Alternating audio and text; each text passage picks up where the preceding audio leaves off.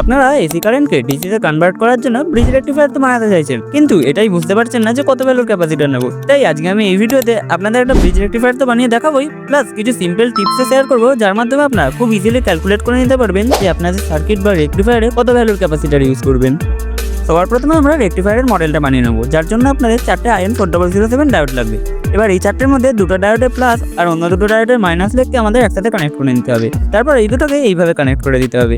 এবার আমরা যদি এই দুটো লেগে এসি ভোল্টেজ ইনপুট দিই, তাহলে এই দুটো লেগ থেকে আউটপুট ভোল্টেজ বেরিয়ে আসবে। কিন্তু একটা কথা মাথায় রাখবেন, রেক্টিফায়ারের মাইনাস লেগ দিয়ে প্লাস কারেন্ট আউটপুটে বেরিয়ে আসবে, আর প্লাস লেগ দিয়ে মাইনাস কারেন্ট আউটপুটে বেরিয়ে আসবে, মানে আউটপুটটা উল্টো হয়ে আসবে। এতে কোনো প্রবলেম হবে না, কিন্তু অনেক সময় এই দুটো পয়েন্ট থেকে খুব অল্প সময়ের জন্য এসি কারেন্ট আউটপুটে চলে আসে। তাই ওটাকে ফিল্টার করার জন্য যাতে কোনোভাবে এসি কারেন্ট আউটপুটে না যেতে পারে, তাই এখানে আমরা একটা ক্যাপাসিটর লাগাই। আর মেন প্রবলেমটাই এখানে যে অনেকেই বুঝতে পারে না যে কত ভ্যালুর ক্যাপাসিটর তারা তাদের ব্রিজ রেক্টিফায়ারে ইউজ করবে। তো এটার জন্য আপনাদের আগে জানতে হবে ক্যাপাসিটর দু রকমের হয়, পোলারাইজ এন্ড নন পোলারাইজ। রেক্টিফায়ারগুলোতে সাধারণত পোলারাইজ ক্যাপাসিটরে ইউজ করা হয়, যে ক্যাপাসিটরের দুটো লেগের মধ্যে একটা হয় প্লাস লেগ আর একটা হয় মাইনাস লেগ। এবার ক্যাপাসিটর ইউজ করার সময় আমরা দুটো জিনিস দেখে নিই, এক হলো ক্যাপাসিটরের ভোল্টেজ আর হলো ক্যাপাসিটরটা রেটিং, মানে ওটা কত মাইক্রোফ্যারাডের। সবার প্রথমে আপনাদের জানতে হবে আপনারা কত ভোল্টের ক্যাপাসিটর ইউজ করবেন। এটা বার করা খুবই সহজ। তো আপনারা রেক্টিফায়ারের মধ্যে যত ভোল্ট ইনপুট দেবেন, যেমন এই সার্কিটটার রেক্টিফায়ারের ট্রান্সফরমার থেকে 12 ভোল্ট আছে, তাই এর ইনপুট ভোল্টেজ 12। এবার এটার সাথে √2 মানে 1.414 গুণ করে আমাদের পিক ভোল্টেজটা বার করে নিতে হবে। এর ফলে আপনারা যে পিক ভোল্টেজের অ্যান্সারটা পাবেন তার থেকে বেশি ভোল্টের ক্যাপাসিটর নিলেই আপনাদের চলবে। যেমন এই সার্কিটে আমরা পিক ভোল্টেজ পাচ্ছি 16 ভোল্টের কাছাকাছি, তাই জন্য আমরা 16 ভোল্টের বেশি মানে 25 ভোল্টের ক্যাপাসিটর নিয়ে কাজ করব। আবারও বলছি, আপনারা রেক্টিফায়ারে যত ভোল্ট ইনপুট দেবেন তার পিক ভোল্টেজের থেকে বেশি ভোল্টের ক্যাপাসিটর আপনাদের ইউজ করতে হবে। আপনারা ওই সার্কিটটাতে একটা 3 ভোল্টের এলইডি জ্বালালেন আর 3 ভোল্টের থেকে একটু বেশি 12 ভোল্টের ক্যাপাসিটর নিয়ে নিলেন, তাহলে কিন্তু কাজ হবে না। এবার এটা ছাড়া আপনাদের আরেকটা জিনিস লাগবে, যেটা হলো ক্যাপাসিটরটার রেটিং, মানে ক্যাপাসিটরটা কত মাইক্রোফ্যারাডের। ধরে নিই আমাদের কাছে একটা 12 ভোল্টের ট্রান্সফরমার আছে, যেটার সাথে একটা রেক্টিফায়ার কানেক্ট করা আছে। এবার আমাদের জানতে হবে এখানে আমরা কত মাইক্রোফ্যারাডের ক্যাপাসিটর ইউজ করব।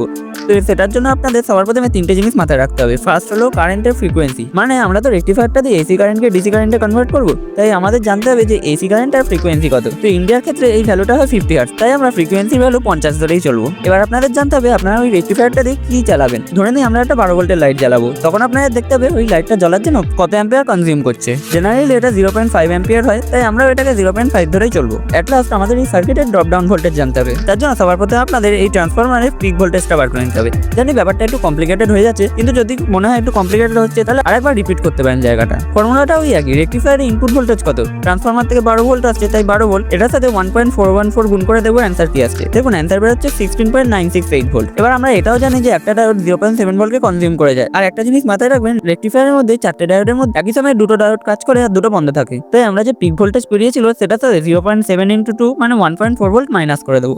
এর ফলে অ্যান্সারটা আসছে দেখুন 15.568। এবার পয়েন্টটা ক্যালকুলেশন করতে অনেক সময় অনেক প্রবলেম হয়, আর এই ভ্যালুটাও একটু ফ্ল্যাকচুয়েট করে, তাই জন্য আমরা এটাকে একটু বাড়িয়ে 16 ভোল্ট করে নিয়েই চলবো। এবার ড্রপ ডাউন ভোল্টেজ বার করার জন্য আমরা এটা থেকে যে এলইডি বা যা কিছু লাগাবো সেটা যত ভোল্টেজ সেটাকে মাইনাস করে দেবো। আমি 12 ভোল্টের লাইট চালাচ্ছি, তাই এটা থেকে 12 ভোল্ট মাইনাস করে দেবো। তাহলে দেখুন আমাদের পাশে ড্রপ ডাউন ভোল্টেজ বেরোচ্ছে 4 ভোল্ট। এবার আসা যাক মেন ফর্মুলায়। তো মেন ফর্মুলাটা হলো ক্যাপাসিটরের ভ্যালু ইকুয়ালস টু আই, মানে এলইডি বা যে কোনো জিনিসটা জ্বলতে যত অ্যাম্পিয়ার কারেন্ট কনজিউম করছে, এখানে যেটা 0.5 বাই ফ্রিকোয়েন্সি মানে ইন্ডিয়ার ক্ষেত্রে 50 হবে, ইন্টু যে ড্রপ ডাউন ভোল্টেজটা বেরিয়েছে, মানে আমাদের এক্সাম্পলের জন্য 4। এবারে অ্যান্সারটা আসবে ফ্যারাডেতে, কিন্তু আপনারা দেখবেন ক্যাপাসিটরের ভ্যালু মাইক্রোফ্যারাডেতে থাকে, এটাই জন্য এই ভোল্টটাকে আমরা 10 লাখ দিয়ে গুণ করে ফ্যারাডে থেকে মাইক্রোফ্যারাডেতে কনভার্ট করে নেবো। এর ফলে আপনারা যে অ্যান্সারটা পাবেন সেটাই হবে আপনাদের ক্যাপাসিটরের ভ্যালু। এটা গেল থিওরিটিক্যাল পার্ট। এবার আপনারা মার্কেটে এই ভ্যালুর কাছাকাছি এর থেকে একটু বেশি ভ্যালুর যে পোলারাইজ ক্যাপাসিটরটা পাবেন সেটাকে ইউজ করবেন। এবার যারা দিওয়ালি বা ক্রিসমাস লাইট সারানোর জন্য রেক্টিফায়ার বানাতে চাইছেন তারাও এই ফর্মুলাটা ইউজ করতে পারেন, কিন্তু তাদের রেক্টিফায়ারগুলো কয়েক রকমের হয়, যার মধ্যে অনেকগুলোতেই পোলারাইজ এন্ড নন পোলারাইজ দুই ধরনের ক্যাপাসিটরই ইউজ করা হয়। এমনিতে এই ভিডিওটা অনেকটা কমপ্লিকেটেড হয়ে গেছে, তাই জন্য ওই জায়গাটা আমি আর ডিপলি ঢুকছি না। আমি ডেসক্রিপশনে জি ড্রাইভের একটা লিঙ্ক দিয়ে দেবো, সেখানে আমি ওরকম কয়েকটা রেক্টিফায়ারের ডায়াগ্রাম প্রত্যেকটা এলিমেন্টের ভ্যালু সমেত বলে দেবো। তাহলে আমাকে একটুখানি সময় দেবেন, আমি ভিডিওটা আপলোডের 2 থেকে 3 দিনের মধ্যে 100% ওটা আপলোড করে দেবো। ততক্ষণ আপনারা এই ভিডিওটা থেকে চেক করে নিতে পারবেন যে আপনাদের লাইটে আদৌ কি রেক্টিফায়ার খারাপ হয়েছে নাকি অন্য কোনো ছোটখাটো প্রবলেম হয়েছে।